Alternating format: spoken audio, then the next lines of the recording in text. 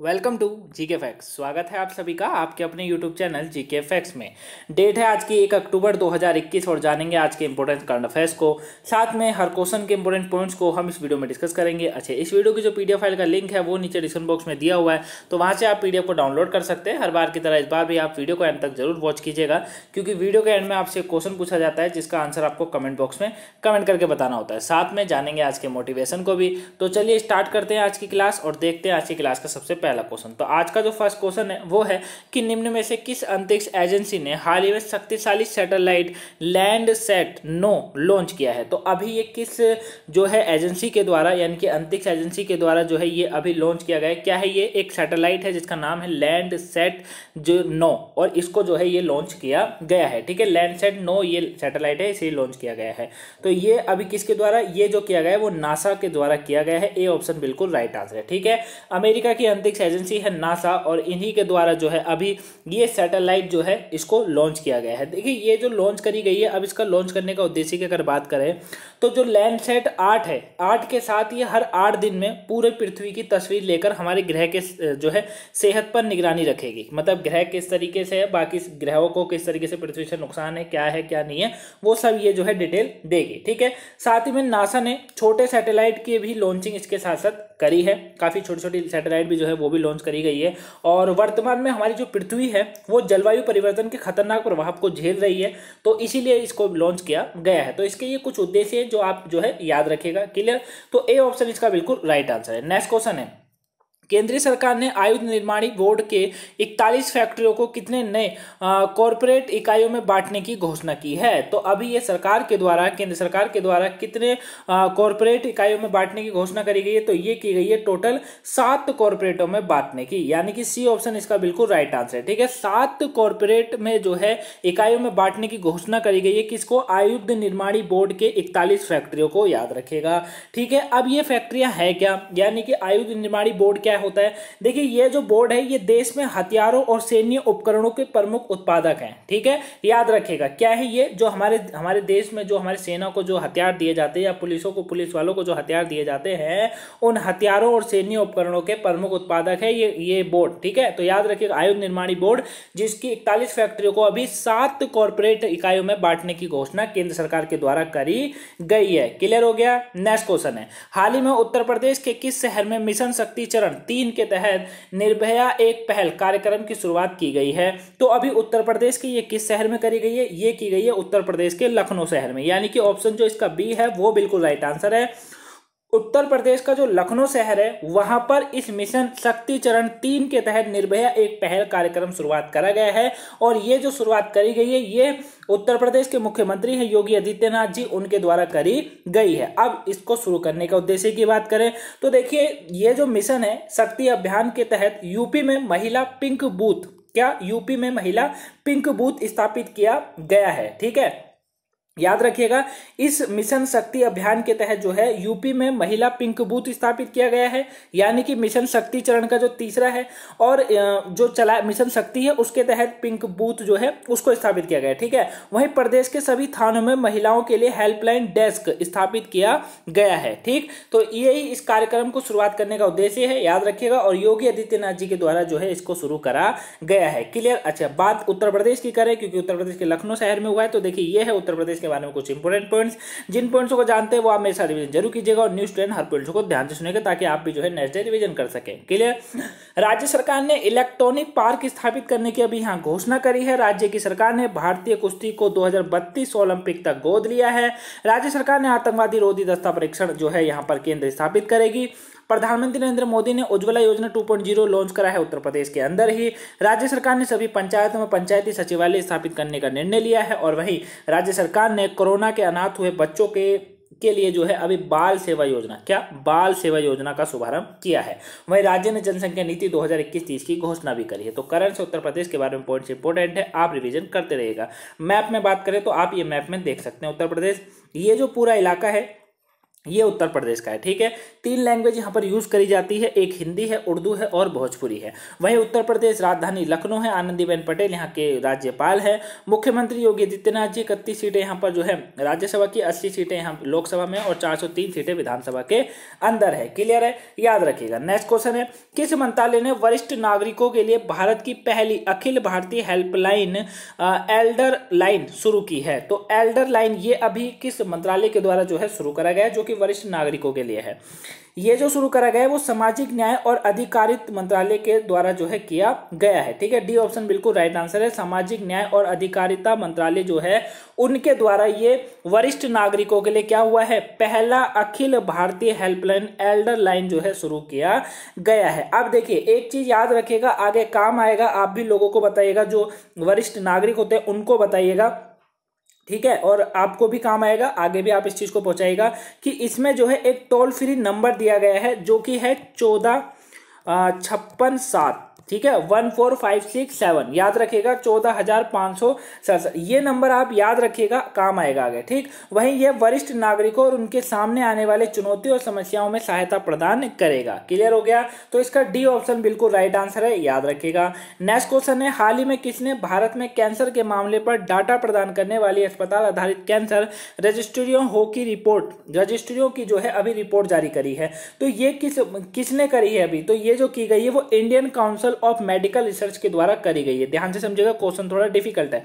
Indian council of medical research जो है इन्होंने क्या करा है, अभी भारत में कैंसर के मामले पर डाटा यानी कि एक डाटा प्रदान करने वाले अस्पताल आधारित कैंसर रजिस्ट्रियों की जो है रिपोर्ट जारी करी है। ठीक है, अब ये जो रिपोर्ट तैयार करी गई है, ये जो रिपोर्ट है ये ICMR राष्ट्रीय रोग सूचना विज्ञान और अनुसंधान केंद्र बेंगलोर द्वारा इसको विकसित करा गया है। और ये जो है इसमें बताया गया है कि आखिर में कैंसर रजिस्ट्री मतलब भारत के अंदर कैंसर की जो है कितनी रिपोर्ट है और क्या है भारत के अंदर स्थिति है कैंसर को लेकर। ठीक है, क्लियर है, तो इसका जो बी ऑप्शन है वो बिल्कुल राइट आंसर है, याद रखिएगा, Indian council of medical research. Clear हो गया। नेक्स्ट क्वेश्चन है, किस राज्य सरकार ने राज्य में लगे गुटखा पान मसाला पर लगा प्रतिबंध को सितंबर 2022 तक के लिए बढ़ा दिया है? यानी कि अभी पूरा 1 साल के लिए जो है ये बैन लगा दिया गया है, यानी कि बढ़ा दिया गया है। तो ये किस राज्य सरकार के द्वारा बढ़ाया गया है? ये बढ़ाया गया हरियाणा सरकार के द्वारा। क्लियर है, याद है ना, डी ऑप्शन बिल्कुल राइट आंसर है। हरियाणा बैन लगाया था और उसी बैन को अभी आगे बढ़ा दिया गया है। क्या करा गया है, देखिए ध्यान से समझिएगा, हरियाणा सरकार के द्वारा क्या करा गया है, हरियाणा सरकार ने जो गुटखा पान मसाला होता है इसे सितंबर 2022 तक इस पर बैन को जो है आगे बढ़ाया गया है। ठीक है, एक साल के लिए और बढ़ा दिया गया अभी सरकार के द्वारा। यहाँ पर बहुत बढ़िया काम करा गया, ये पूरे भारत में होना चाहिए, जब जो है पूरे भारत का, और भारत जो है तेजी से तरक्की कर सकता है जब ये होगा। अब हरियाणा ने क्या कर दिया है, 7 सितंबर 2021 से लेकर 7 सितंबर 2022 तक हरियाणा राज्य की जो है ये डेटा आगे कर दिया गया है, यानी कि ये डेट को बढ़ा दिया गया है। ठीक है, इसमें कहा गया है हरियाणा राज्य सरकार ने क्या कहा है कि खाद्य उत्पादन में संगठकों के रूप में तंबाकू व निकोटीन यानी कि गुटखा हो गया और पान मसाला जो आ जाता है निकोटीन में, ठीक है, के निर्माण, भंडारण और वितरण पर प्रतिबंध रहेगा। यानी कि इन्होंने सीधे जड़ पर जाके काम करा। इन्होंने कहा ना तो उत्पादन होगा, ठीक है, उत्पादन नहीं होगा तो बिक्री नहीं होगी और लोग खरीद नहीं सकते। तो इन्होंने बिल्कुल कह दिया, मतलब ना निर्माण करा जाएगा, ना उसका भंडारण करा जाएगा, और ना ही भंडारण होगा तो वितरण नहीं होगा, जाहिर सी बात है। ठीक है, तो ये बहुत बढ़िया काम करा गया है हरियाणा सरकार के द्वारा। इसका डी ऑप्शन बिल्कुल राइट है, याद रखिएगा। 1 साल के लिए अभी बैन को जो है हरियाणा ने और बढ़ा दिया है। क्लियर हो गया, बात हरियाणा की करते हैं। देखिए ये हरियाणा के बारे में कुछ इंपॉर्टेंट पॉइंट, जिन पॉइंट्स को जानते हैं मेरे साथ रिवीजन जरूर कीजिएगा। न्यू स्टूडेंट हर पॉइंट्स को ध्यान से सुनेगा ताकि आप भी नेक्स्ट डे रिवीजन कर सके। अभी राज्य में एनवायरमेंट एंड पोल्यूशन और नामक का जो पुस्तक का जो है विमोचन किया गया है। राज्य सरकार ने प्राणवायु देवता नाम की एक अनोखी पेंशन स्कीम की शुरुआत करी है। संदीप सिंह ने खेलो हरियाणा के तहत खेलो प्रतियोगिता की यहाँ शुरुआत करी। वहीं राज्य सरकार ने जो है प्रदेश में गोरख धंधा शब्द, मोस्ट इंपोर्टेंट वर्ड है ये, गोरख धंधा शब्द जो था वो बंद कर दिया गया है यहाँ पर। ठीक है, वहीं राज्य में स्थित भिंडावास को रामसर साइट के रूप में मान्यता दी गई है और राज्य में हिसार हवाई अड्डे का नाम महाराजा अग्रसेन के नाम पर रखा जाएगा। करण से हरियाणा के बारे में पॉइंट्स इंपोर्टेंट है। आप रिवीजन करते रहिएगा। वहीं मैप में बात करें तो आप ये देख सकते हैं, मैप में हरियाणा हिंदी यहाँ पर एक लैंग्वेज बोली जाती है, दूसरी यहाँ पंजाबी है। राजधानी चंडीगढ़ है। बंडारू दत्तात्रेय जो है यहाँ के राज्यपाल है। मनोहर लाल खट्टर जी मुख्यमंत्री हैं यहाँ के। 5 सीटें राज्यसभा, 10 सीटें लोकसभा, विधानसभा की 90 सीटें हैं। क्लियर हो गया। चलिए अब बात करते हैं आज के मोटिवेशन की। देखिए ये है आज का मोटिवेशन आप लोगों के लिए, ताकि आपका दिन अच्छा जाए, आपके दिन की शुरुआत बेहतर हो। इसीलिए मैं आपको डेली मोटिवेशन का उद्देश्य मेरा कराने का यही होता है कि आपको जो है एक आपका जो दिन होता है वो अच्छे से शुरुआत हो। क्लियर। देखिए क्या कह रहा है मोटिवेशन, यदि मनुष्य कुछ सीखना चाहे तो उसकी प्रत्येक भूल कुछ ना कुछ सिखा देती है। हमेशा ध्यान रखिएगा, अगर आपके अंदर सीखने की जिज्ञासा है, आप सीखना चाहते हैं किसी भी चीज को, तो आपकी करी हुई काम और उसमें करी हुई गलती आपको कुछ ना कुछ जरूर सीखने को मिलता है। बस आप फोकस आप पे करता है कि आप सीखते हैं या उसको इग्नोर करते हैं। क्योंकि बहुत से लोग क्या होते हैं, अगर अपने भारत में ही देखिए, हमारे भारत में क्या होता है कि लोग गलती नहीं देखते, अपनी गलती नहीं देखते, उल्टा उसमें जो है अपने को बढ़ावा देते हैं और लड़ाई करने पर उतराते हैं। लेकिन ये गलत बात होती है। जब आपको पता है आप गलत है, आपको भी पता है आप गलत है, अगर उसके बाद आप अपनी गलती को छुपाते हैं तो सबसे बड़ा मूर्ख आपसे कोई नहीं है, ये याद रखिएगा। ठीक है। आपको क्या करना है, जब आपने गलती करी है उस गलती से सीखिए कि आखिर में वो गलती हुई क्या और वहां से आपको क्या सबक मिला है। क्लियर हो गया। तो हमेशा ध्यान रखिएगा, यदि मनुष्य कुछ सीखना चाहता है तो वो अपनी गलतियों से, यानी कि प्रत्येक किए गए प्रत्येक दिन में काम से कुछ ना कुछ जरूर सीखता है। और हर दिन आपके लिए यूनिक होना चाहिए। हर दिन आप यूनिक इसलिए बोल रहा हूं कि जब आप रात में सोए तो जरूर याद करें कि आज पूरे दिन में आपने क्या सीखा, कितनी मेहनत करी और अपने टारगेट की ओर कितना बड़े हैं। क्लियर। तो यही आज का मोटिवेशन था कि यदि मनुष्य कुछ सीखना चाहता है तो उसके प्रत्येक भूल उसे कुछ ना कुछ जरूर सिखा देती है।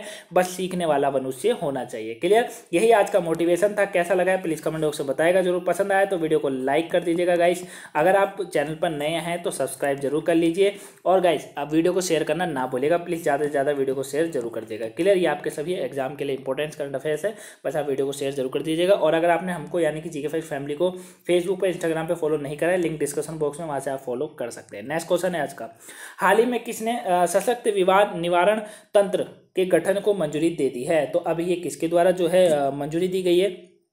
तो ये जो मंजूरी दी गई है ना अभी, ये दी गई है आर.के. सिंह जी के द्वारा, यानी कि इसका सी ऑप्शन बिल्कुल राइट आंसर है। ठीक है। जो आर.के. सिंह है, आर.के. सिंह कौन है? ये केंद्रीय विद्युत नवीन और नवीकरणीय ऊर्जा मंत्री हैं। इन्हीं के द्वारा जो है विवाद निवारण तंत्र को जो है मंजूरी दी गई है। अब ये विवाद निवारण तंत्र क्या है? देखिए इसका जो उद्देश्य है वो जल विद्युत परियोजना के निर्माण अनुबंधों में विवाद को समाधान समय पर करना है और इस समय और पैसे की बर्बादी होने से रोकना है। देखिए सिंपल सी बात अगर मैं बताऊं आपको तो सिंपल सा यही है कि जल विद्युत जो होता है, जल विद्युत उस परियोजना के निर्माण को जो है बढ़ाना है, समाधान को, उसका जो समाधान होता है उसको समय पर ठीक करना है और पैसे को बचाना, ये सबसे बड़ा उद्देश्य है। तो आर.के. सिंह बिल्कुल राइट आंसर है, याद रखिएगा। क्लियर।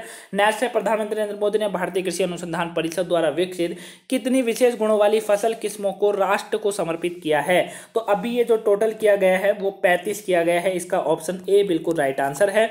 35 फसल किस्मों को जो है फसलों को जो है राष्ट्र को समर्पित करा गया है प्रधानमंत्री नरेंद्र मोदी जी के द्वारा, जो कि भारतीय कृषि अनुसंधान परिषद द्वारा विकसित किया गया है। ठीक है, याद रखिएगा। और इन किस्मों का विकास जो है जलवायु परिवर्तन और कुपोषण की दोहरी चुनौतियों से निपटने के उद्देश्य से किया गया है। क्लियर हो गया।